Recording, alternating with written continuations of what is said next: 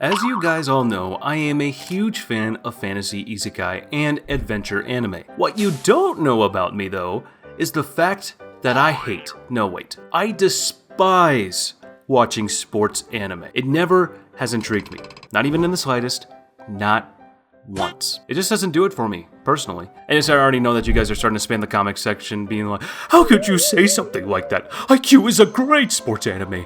Anime number one. And I can agree with you on that. Sports anime is cool, but to each their own, right? However, with that said, I am here today to officially say I was somewhat wrong. I was somewhat wrong about the sports anime. Well, let me explain. As an anime content creator, it is my job to watch all the upcoming shows whenever they release, so my usual routine is to watch about 3 to 4 episodes of a show, and if I didn't like it, I never watch it again, or even mention it. And for the very first time in history, in anime history, I am here to say I have finally found a sports anime that got me jumping off my seat and made my blood boil with excitement. I am not kidding. I didn't even think I would fall for such an anime. This anime in question is Blue Lock. I have no idea what possessed me when I was watching the first episode of the show, and it was just relatable. If anything, in all the sports shows I have watched so far, this is somewhat the most realistic take on sports as an industry ever. The show kicks off with the main protagonist running with the ball and passing all the players in front of his way smoothly at a speed that could beat the Flash. Once he was at the goal, his friend told him to pass the ball as he was free.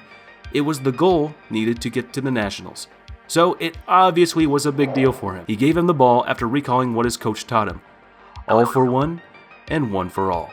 This is the famous quote of the Three Musketeers signifying the importance of teamwork. Now let's go back to the situation at hand. He is at the goal and has a clear view of where to shoot and score while his friend is open with no defenders around him, and it seemed best to pass him the ball and let him score. At the moment, it seemed a win-win situation. Influenced by the teamwork quotes, he passes the ball and his friend shoots, missing the goal. In that moment, the goalkeeper threw the ball back to Kira Ryosuke, the other team scorer, and he scored another goal, ending the game at a score of 0-2. Izanagi's team was devastated since they couldn't make it to the Nationals, and were all a crying mess. Except for Izanagi himself. What he was thinking of was far worse than sorrow and sadness. What he was thinking of is regret, and what if scenarios. What if he didn't pass the ball to his friend? What if he had gone ahead and did the shot himself? What then? Would it have had a different outcome? Would his team be the one celebrating for making it to the Nationals right now? These questions can burden anyone, as they bear a great responsibility. But what I loved about this anime is the fact that in less than 5 minutes, it was already able to portray the soccer sport in matches as a battlefield and how it affects the players psychologically. Each action has an outcome. Choosing the right one will bear fruit of success. However, choosing the wrong one can be disastrous, and you will be dragged into a spiral of what could have been. All that thought process I just explained for like 2 minutes or so was already taking place in the mind of Izanagi when he had the option to shoot or pass the ball to his friend.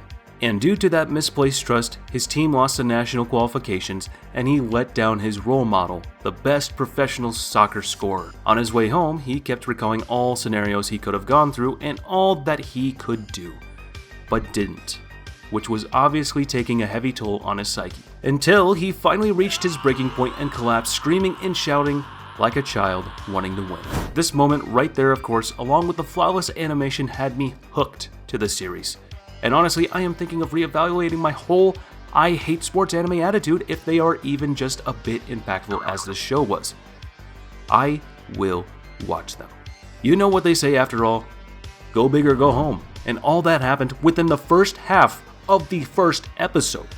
The second half is the spicy material that sealed the deal for me and changed the way I look at sports anime shows forever. I won't go into the episode details much, but here is a quick summary of what happened. A weird-ass dude gathers soccer players under the guise of being asked to attend a meeting set up by the Japanese Soccer Union, only for him to pull off one of the worst psycho impressions ever on stage, claiming that he asked for all these players to come here today in order to find a suitable scorer for the world's Japanese football team that will guarantee them the World's Cup. Izanagi is left speechless as soon as the World Cup was mentioned, which was his dream all along. All his senses and thinking process somehow stopped functioning. All he could think of was himself carrying the World Cup. While his darker self, soon to surface, lamented on the previous match and how it should have been him who took the shot, rather than passing the ball. Doubt, pain, and suffering, all these emotions rushed through his mind as he saw the opportunity in front of him to redeem himself and regain his lost honor. He gladly ran towards the light with no hesitation whatsoever and thus began his journey into the world of Blue Lock. The program built especially for these 300 players in order for them to select one as the scorer for the world's Japanese team that will guarantee them the World's Cup.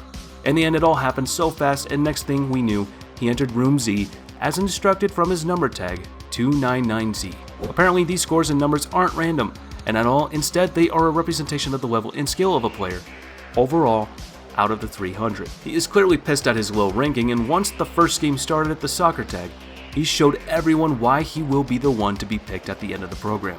Instead of going for small fry, he realized that he should go for the highest ranked guy in the room. And in this case, it was Kira Ryosuke. And I gotta say, his kick was so strong he almost broke Kira's face in two. To become the king of the jungle, you need to hunt down the strongest prey, and not just settle with the small fry. That is what forges later on into the mentality of a true egoist and a leader. Sometimes being greedy is better than believing in your teammates. After all, believing in yourself and skill is all you will ever need. The first episode of Blue Lock started with a bang and ended with one as well, and I can't wait for the next episode to air and give us more of that hype I felt during episode 1. This obviously is my own interpretation of the show and what pulled me to it. It doesn't mean it is fact, this is just my pure and honest opinion. And with that said, I really hope you guys enjoyed this video, and I would ask that you guys please subscribe and like and comment down below on the video, and tell me your honest opinion as well, about what you think the first episode was like to you, and how you guys felt about it. And as for now, I'll catch you later. See you in the next one.